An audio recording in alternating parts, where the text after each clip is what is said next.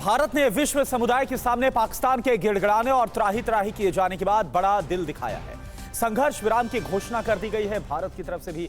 आज बीजेपी सभी राज्यों में निकालेगी विजय यात्रा। इन खबरों के लिए आप देखिए TV9। भारत पाकिस्तान के बीच 86 घंटों तक चला तनाव आखिरकार कल शाम 5 बजे खत्म हो गया। दोनों देशों के बीच सीज फायर पर सहमति बन गई, लेकिन विदेश सचिव विक्रम मिस्त्री ने कहा कि संघर्ष विराम के 4 घंटे बाद ही पाकिस्तान ने सीज फायर का उल्लंघन किया। भारतीय सेना ने जवाबी कार्रवाई की। पाकिस्तान ने जम्मू के पलनवाला सेक्टर में भी संघर्ष विराम का उल्लंघन किया है। पाकिस्तान की तरफ से सीज फायर का उल्लंघन को लेकर पाकिस्तान ने जवाब दिया है।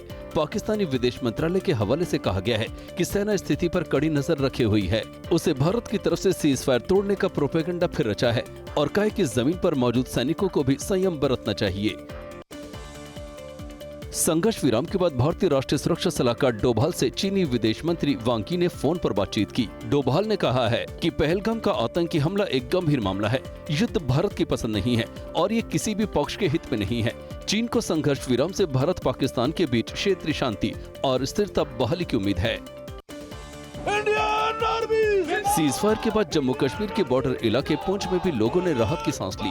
जवानों की हौसला अफजाई की। लोगों ने पीएम मोदी के संकल्प की सराहना की कि पाकिस्तान का दुस्साहस बर्दाश्त नहीं किया जाएगा। मोदी जी उन्होंने कहा है अगर पाकिस्तान कभी भी ऐसी हरकत करेगा तो उसे बिल्कुल जो है वार माना जाएगा। सीज फायर के बाद केंद्र ने राज्यों के मुख्य सचिव को निर्देश दिया है कि किसी भी स्थिति से निपटने के लिए वो अपने सिविल डिफेंस के लोगों को पूरी तरह से तैयार रखें। इससे पहले केंद्रीय गृह सचिव और डायरेक्टर इंटेलिजेंस ब्यूरो सभी राज्यों के मुख्य सचिवों के साथ आपात बैठक हुई। पाकिस्तान के हर दुस्साहस का जवाब ताकत से देने के लिए विंग कमांडर व्योमिका सिंह ने वायुसेना की सराहना की। साथ ही कहा कि भविष्य में हर हिमाकत का निर्णायक जवाब पाकिस्तान को मिलेगा। राष्ट्र की सुरक्षा के लिए जो भी ऑपरेशन की आवश्यकता होगी उसे हम पूरा करने के लिए तैयार हैं। ऑपरेशन सिंदूर की सफलता के बाद आज से बीजेपी नागरिक तिरंगा यात्रा शुरू करने जा रहे हैं। राज्यों की राजधानी के मुख्यमंत्री भी इसमें शामिल होंगे। राजधानी से जिला, मंडल और फिर बूथ तक ये विजय यात्रा निकाली जाएगी। सीज फायर के बाद कांग्रेस ने केंद्र सरकार से सर्वदलीय बैठक बुलाने की मांग की है। पार्टी नेता जयराम रमेश ने ये मांग करते हुए कहा कि पीएम मोदी की अध्यक्षता में ऑल पार्टी मीटिंग हो। सरकार संसद का विशेष सत्र भी बुलाए। जम्मू कश्मीर की पीडीपी प्रमुख महबूबा मुफ्ती ने सीज फायर को लेकर कहा कि ट्रंप ने जो हस्तक्षेप किया वो देर से हुआ लेकिन अच्छा रहा। महबूबा ने ये भी कहा कि पाकिस्तान की तरफ से आतंकवाद को बर्दाश्त नहीं किया जाएगा। भारत को पाकिस्तान को बड़ा भाई मानना चाहिए। सीज फायर के बाद पाकिस्तान के पीएम शहबाज शरीफ ने आतंकी कैंप्स पर हमले को लेकर क्यों साधी चुप्पी और क्या पाकिस्तान चुकाएगा चीन का एहसान। इसके अलावा कई और खबरों के लिए आप देखिए विदेश टॉप 9। पाकिस्तान के पीएम शहबाज ने सीज फायर के 6 घंटे बाद सामने आए।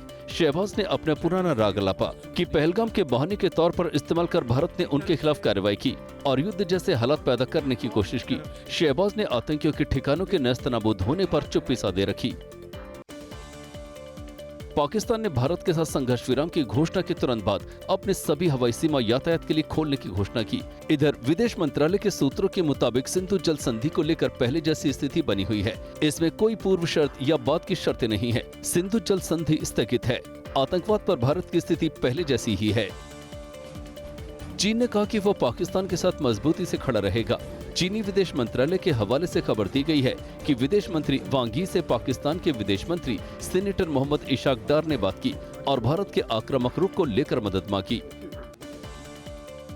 भारत पाकिस्तान सीज फायर को लेकर अमेरिकी राष्ट्रपति ट्रंप श्रेय लेने की होड़ में जुट गए हैं। ट्रंप दुनिया को बता रहे हैं कि उन्होंने दोनों के बीच शांति समझौता करा दिया। पिछले 48 घंटों में उपराष्ट्रपति वेंस और उन्होंने पीएम मोदी और पाकिस्तान पीएम शहबाज शरीफ समेत कई भारतीय अधिकारियों से बात की। ट्रंप ने मोदी की तारीफ की। पाकिस्तान ने भारतीय वायुसेना अड्डों और RS-400 मिसाइल को नष्ट करने का दावा किया है, जिसे विदेश सचिव विक्रम मिस्री ने झूठा करार दिया है। मिस्री ने कहा कि सिरसा और सूरत वायुसेना अड्डों को नष्ट करने के पाकिस्तान के दावे पूरी तरह झूठे हैं। उन्होंने ये भी कहा कि आदमपुर स्थित S-400 बेस को नष्ट करने का दावा भी बिल्कुल झूठा है।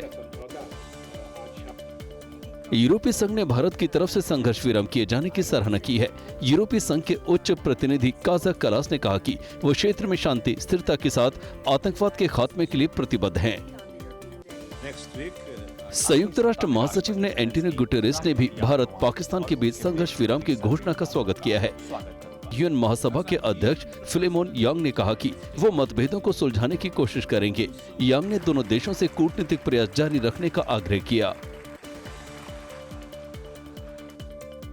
बांग्लादेश की अंतरिम यूनुस सरकार ने आईसीटी कानून में बड़ा बदलाव किया है, जिसके बाद अब किसी भी राजनीतिक पार्टी और उसके संगठनों पर मुकदमा चलाया जा सकता है।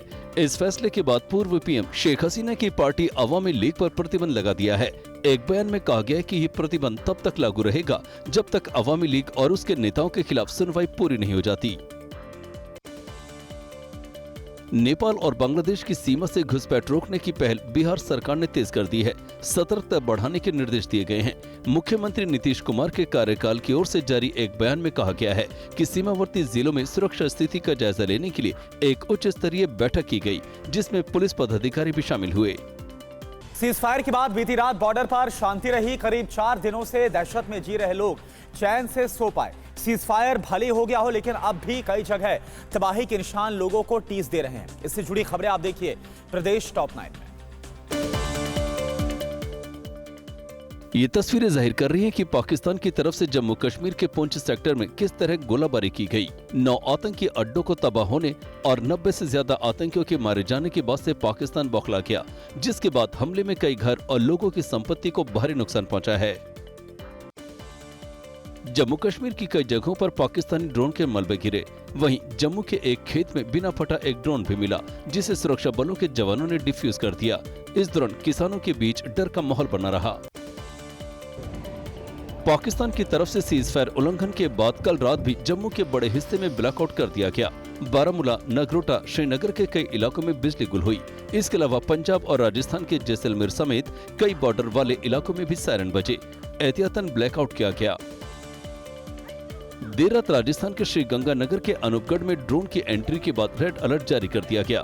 पूरे शहर में एहतियातन ब्लैकआउट कर दिया गया।